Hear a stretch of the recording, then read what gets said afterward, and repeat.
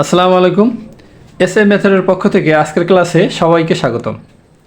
তো আজকে আমি আবারও ফিরে আসলাম নতুন একটা ক্লাস নিয়ে। তো আজকে আমরা শিখব কিভাবে থিঙ্ক অফ ব্যবহার করে বাক্য তৈরি করতে হয়।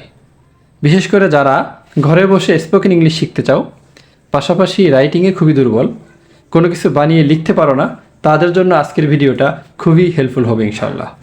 তো যাই হোক, কথা না বাড়িয়ে আমরা মূল আলোচনায় চলে যাই। তোমরা দেখতেই পাচ্ছ কেউ কিছু করবে বলে ভাবছে। আমি এখানে শিরোনামটা দিয়ে রাখছি কেউ কিছু করবে বলে ভাবছে। তো এরকম কোনো বাংলা বোঝাইতে ইংরেজি গঠন হবে subject plus think of. Subject plus কি হবে? Think of. তারপরে ভার্ব প্লাস আইএনজি অর্থাৎ ভার্বের সাথে আইএনজি যোগ করতে হবে, দেন ইএক্সটি অর্থাৎ বাকি অংশ। তো আমি কলেজে যাব বলে ভাবছি। তো এখানে হবে আই, সাবজেক্ট হিসেবে আই, তারপর অবশ্যই লিখতে হবে থিঙ্ক অফ। তো আই থিঙ্ক অফ, যাওয়া ইংরেজি গো, গোর সাথে আইএনজি যোগ করতে হবে, যেহেতু অবশ্যই থিঙ্ক অফের পরে অবশ্যই অফের পরে কি হবে? ভার্বের সাথে আইএনজি যোগ করতে হবে। তো I think of going to college. আমি কলেজে যাব বলে ভাবছি, ইংরেজিটা হবে I think of going to college. আমি কলেজে যাব বলে ভাবছি। তো দ্বিতীয়টা দেখো, তুমি ইংরেজি শিখবে বলে ভাবছো। তুমি ইংরেজি হবে এখানে ইউ, অবশ্যই থিঙ্ক অফ লিখতে হবে, তারপরে you think of learning English. তুমি ইংরেজি শিখবে বলে ভাবছো, ইংরেজি কি হবে? You think of learning English. 3 নম্বর বাক্যটা আছে সে ফোন কিনবে বলে ভাবছে। সে ফোন কিনবে বলে ভাবছে।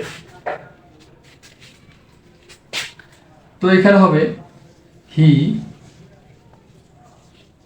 থিংস অফ, অর্থাৎ থিঙ্কের সাথে একটা এস যোগ করতে হবে, কারণ এক্ষেত্রে সাবজেক্ট যদি হি সি ইট অথবা কোনো কিছুর নাম হয়, তাহলে থিঙ্কের সাথে অবশ্যই কি করতে হবে? একটা এস যুক্ত করতে হবে। হি থিংস অফ কেনা ইংরেজি বাই, তার সাথে আইএনজি যোগ। He thinks of buying phone, অর্থাৎ সে ফোন কিনবে বলে ভাবছে। ইংরেজিটা হবে he thinks of buying phone. Say phone কিনবে বলে ভাবছে। পরের বাক্য দেখি, আমি 1 কাপ চা খাবো বলে ভাবছি। আমি 1 কাপ চা খাবো বলে ভাবছি। তো আই থিঙ্ক অফ, এখানে খাওয়া ইংরেজি আমরা লিখবো হ্যাভ, তার সাথে আইএনজি যোগ। I think of having 1 cup ইংরেজি হবে আ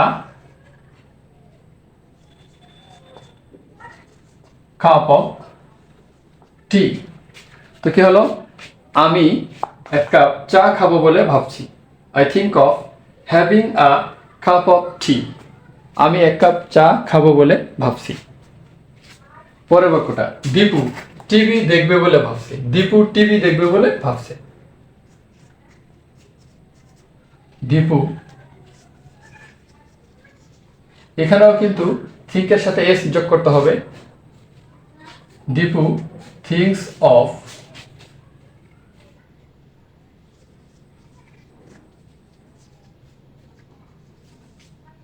ওয়াচিং টিভি, অর্থাৎ দীপু টিভি দেখবে বলে ভাবছে। দীপু টিভি দেখবে বলে ভাবছে। Dipu things of watching TV, অর্থাৎ দীপু টিভি দেখবে বলে ভাবছে। তো আশা করি আজকের ক্লাস তোমরা বুঝতে পারছো। তো আজকে এই পর্যন্তই, আবার দেখা হবে নতুন কোনো ক্লাসে ইনশাআল্লাহ।